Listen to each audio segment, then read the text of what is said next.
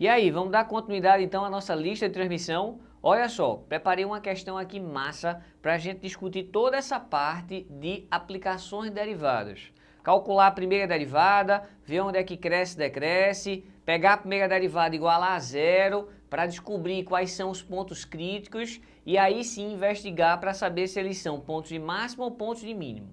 Além disso, fazer a segunda derivada para poder pegar essa segunda derivada igual a zero, analisando então o sinal da segunda derivada e consequentemente achando a região de concavidade para cima e concavidade para baixo. E aí sim, tendo todas essas ferramentas, a gente poderia até desenhar o gráfico da função. Olha que equação massa eu selecionei aqui para vocês. A equação que eu selecionei aqui para vocês é a seguinte, vê só. Vou copiar aqui, tá? F de x igual a 3x à quarta menos 16x à terceira mais 18x à segunda menos 2. Então essa é uma equação aqui ó, do quarto grau, bem mais caprichada do que aquela que a gente fez no exemplo. Mas com ela a gente vai dar geral nesse conteúdo, tá bem? Então o primeiro passo, como eu sugeri, é a gente fazer a derivada da função. Fazer a derivada da função, ó, esse 4 desce multiplicando 3, dando 12, 12x à terceira. Esse 3 desce multiplicando aqui o 16, 48x à segunda.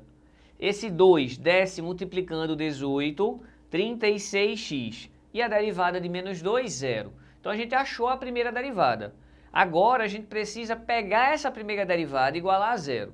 Mas só para seguir o embalo, eu vou derivar novamente, porque é a outra coisa que a gente vai precisar. Então esse 3 desce multiplicando 12, ficando 36x ao quadrado.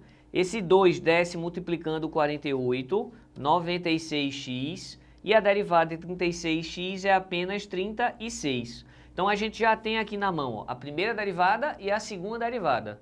O que a gente agora está interessado, tanto na primeira quanto na segunda, é a análise do sinal. Porque a gente já sabe que quando a primeira derivada é positiva, a função é crescente. Primeira derivada negativa, função decrescente.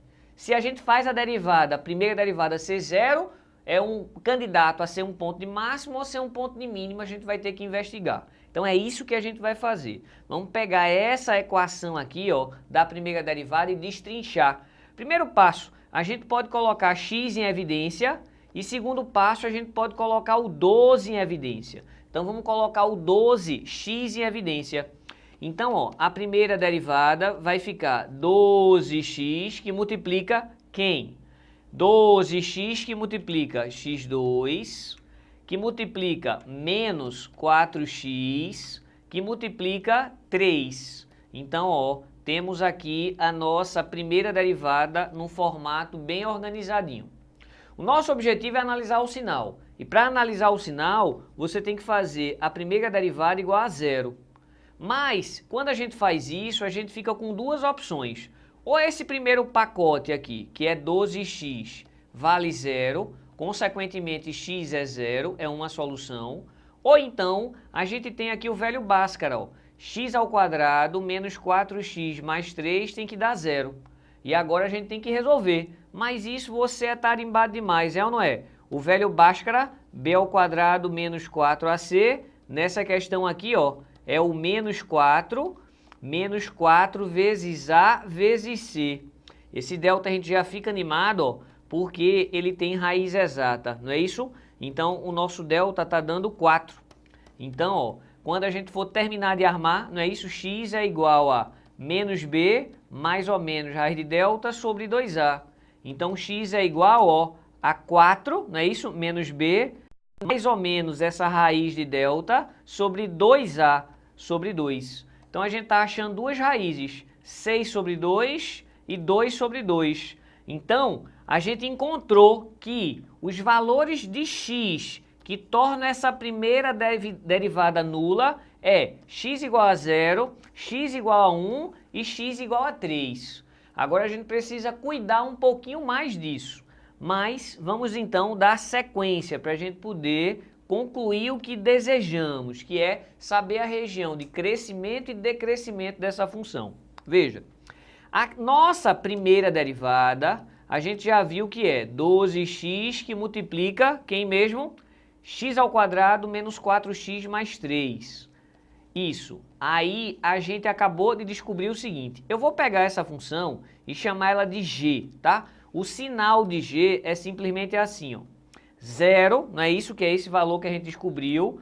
Pense que isso aqui, ó, é uma reta. Então essa região é positiva, essa região é negativa. Vou chamar essa função aqui de h.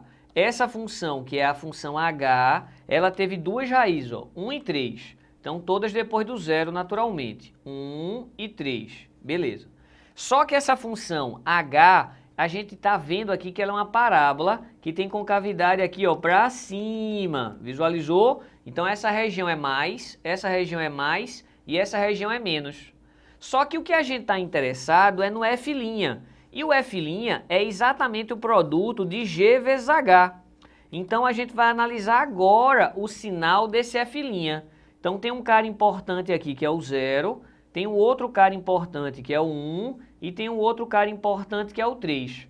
Então, se liga, aqui é g vezes h. G vezes h, ó, menos vezes mais, menos. Se liga que aqui, ó, é mais e que aqui também é mais. Ó. Então, mais vezes mais dá mais. Menos vezes mais dá menos. E aqui, ó, é mais vezes mais que dá mais. Então, a gente acabou de analisar o sinal, de encontrar o sinal da primeira derivada. Olha aqui o sinal da primeira derivada. É isso que a gente vai analisar.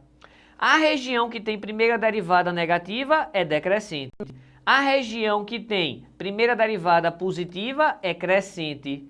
Derivada negativa, decrescente e derivada positiva, crescente.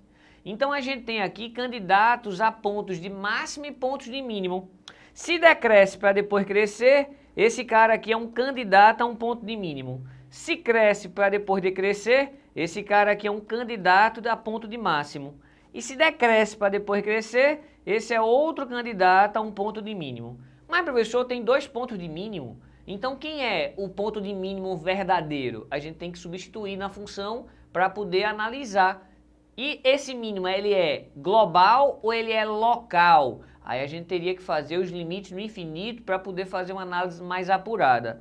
Mas o que a gente já pode garantir é que ela é uma função decrescente, ó aqui, ó, decrescente para valores menores do que zero, e ela é uma função decrescente também para o intervalo entre 1 e 3. E ela é uma função crescente no intervalo de 0 a 1, e ela é uma função crescente para qualquer valor maior do que 3. Então a gente acabou, ó, de dar uma ideia geral de como é que é a função. Mas a gente ainda pode aprofundar, que é justamente pegar essa segunda derivada aqui e analisar o sinal dela. Porque com a derivada com o sinal da segunda derivada, a gente consegue descobrir a concavidade. Então vamos repetir essa função aqui, ó. 36x ao quadrado menos 96x mais 36.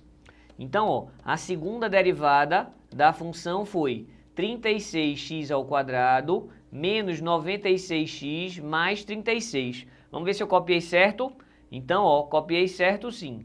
A gente pode aqui, ó, colocar x, pode colocar 12 em evidência. 12, professor?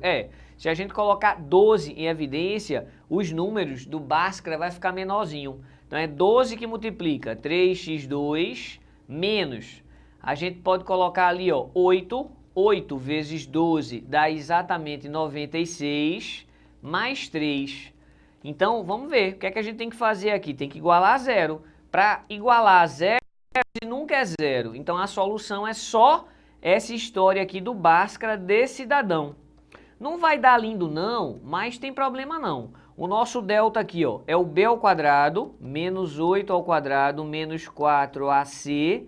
E colocando os valores de AC, me ajuda. O valor do A, ele é 3, e o valor do C também é 3. Então, a gente tem 64 menos 36. Então, esse nosso delta aqui não vai ter raiz exata. Mas o valor dele, ó, é 28.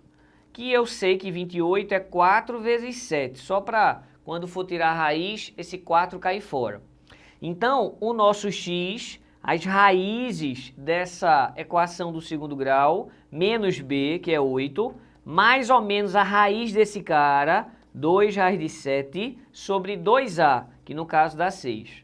Então, a gente vai ter dois valores, ó. Dividindo tudo por 2, ficaria 4 mais raiz de 7 sobre 6, e o outro seria 4 menos raiz de 7 sobre 6. Mas, professor, eu não sei quanto é raiz de 7. É próximo de 3, mas é menor do que 3.